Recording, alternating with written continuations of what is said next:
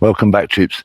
Let's tab 59. So it's a shortish video and might not be of interest to many of you, but I just want to give sort of a quick channel update and tell you what's been happening the last few months to me. Because you may have noticed that I wasn't putting up quite as many videos as I would do normally in the summer. There's a couple of reasons. One small reason was we had a breakout in Germany and I managed to make a couple of videos out there. But more importantly, I had some quite serious medical issues going on with me. So just going to bring you up to date what happened and let you know what's happening with me health-wise. So I'm going to go right back to previous Christmas, just gone. It's now 2025, August 2025. Back at Christmas time, caught a cold. We all did, the whole household gets it. You know, it's like one person gets it, sharing's caring. Everyone gets a bit of it. It's a bit like a Yorkie bar. Once you open it, everyone gets a bit. So, had this really bad cold that was knocking around. It lingered, and everyone else is cleared up. My cold sort of cleared up, but it left me with a really bad cough. Now, I've smoked 1 million fags, 4 million fags in my time. I've been a smoker for a very long time. And of course, it takes longer to recover when you're a smoker. And I know the pitfalls. I know it's wrong. I know it's bad. I know the health risks. So I'm not making up excuses. I'm not giving you a sob story. So anyway, this sort of chest condition went on. And it was June this year, just a couple of months ago. And I was still hoofing up loads of muck every day. It was going on. And in the end, the tracer around said, look, enough's enough. You've got to go to the doctor. So quite reluctantly, I went sick. I saw a doctor and he had a look at me, examined me, etc. And he said, yeah, here's some antibiotics. He gave me a course, 5-day course of antibiotics, and ordered a chest x-ray. Now, I was on those antibiotics when I went down on Opjactor. I was still suffering a bit down there, but the antibiotics kicked in and did really well. And by the time I'd finished that course of antibiotics, the cough that I'd had was greatly reduced, but it hadn't gone. It was still there, but it is greatly reduced. And I thought, well, maybe those antibiotics needed to go on for a bit longer. The chest x-ray come back and I got a phone call and they said, look, there's a shadow on the left lung here, on the top of the left lung. And we think it's just scar tissue. Maybe you've had pneumonia in the past and it's left a scarring. Nothing to worry about. However, a few days after that, I get a letter saying they're calling me in for a CT scan at the local hospital. So I went down for the CT scan and had that and then got called in to see a consultant. And what they found on the CT scan was this shadow up on the top left lung. It was quite low. It's over 5 centimetres. And they were concerned about it. And I had a Macmillan nurse there with me. So obviously they're thinking and talking lung cancer, which, as you know, can be end-X. So they said, what we want to do now is order a PET scan. Now, if you know what a PET scan is, I know some of you do. It's where they put a cannula in your hand, they inject you with a certain amount of radiation, which travels around your body, and they scan you, and they can see a lot more clearly what's going on. Had that done, and the day after, I had a breathing test where they put this thing, they put you on a breathing system, like a little chamber, and get you to do different breathing activities, exercises, to see what your lung capacity is like. So I went through all that, and then we went to Germany. And we were literally about 3/4 of an hour away from our destination when my phone rang. Tracer around answered it, and it was the hospital saying, look, we're a bit concerned after seeing the PET scan. And we know you're away in Germany. I told them I was going away. They said, when you come back, we want to call you in for a biopsy, a lung biopsy.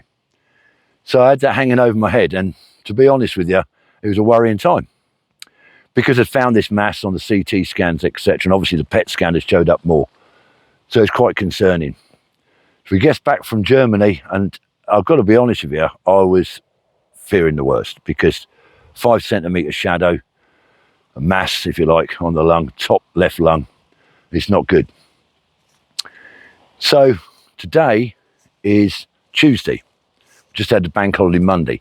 On the Thursday before the weekend, I had to go in for the lung biopsy. Now, I've never had one before, and maybe some of you have, or you've heard about it, but there's quite a high risk when you have it's a procedure they do while you're awake, give you a local anaesthetic, and it's a CT guided lung biopsy.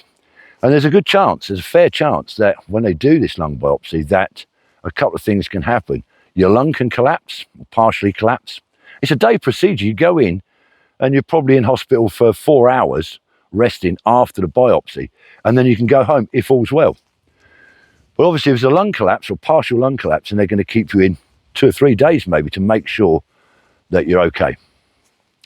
So it's a bit concerning. And obviously there's a possibility as well that, you know, after the lung biopsy, you may be coughing up some blood. Now, to date, before all this, when I was coughing, I wasn't coughing up blood. So on Thursday, 8:30 in the morning, we get to the local hospital and they stick a cannula in my arm. I think I've still got the bruises. Look, I think I've still got the bruise there. Okay, they stuck a cannula in there. In fact, it was a lovely nurse, ex-RAF girl, that put the cannula in for me. So I got the cannula in, put the old dressing gown with the open back on, and Trace around had to leave because she couldn't stay in the ward. It was a male ward.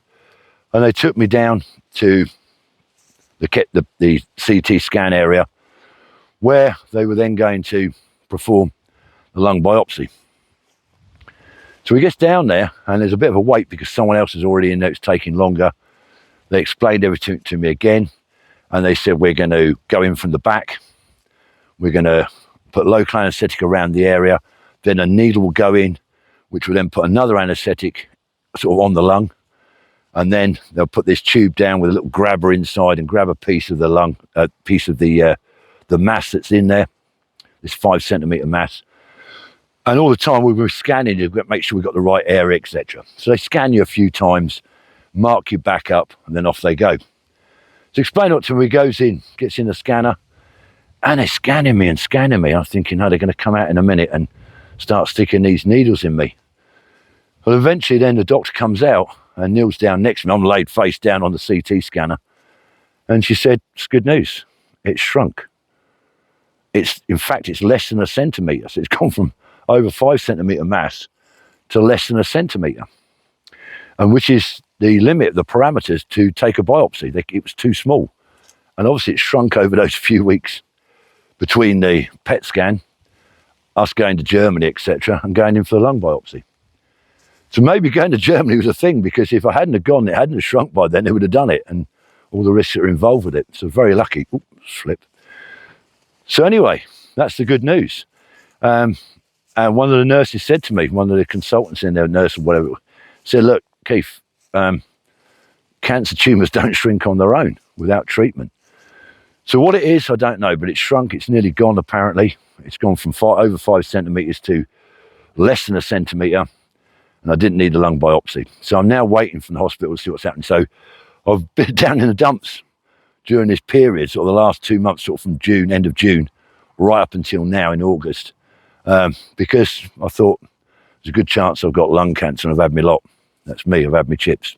Bit defeatist, I know. I was trying to stay positive. I was preparing for the worst, hoping for the best, and luckily it seems to, so far, turned out good. So, just want to bring you up to date on that.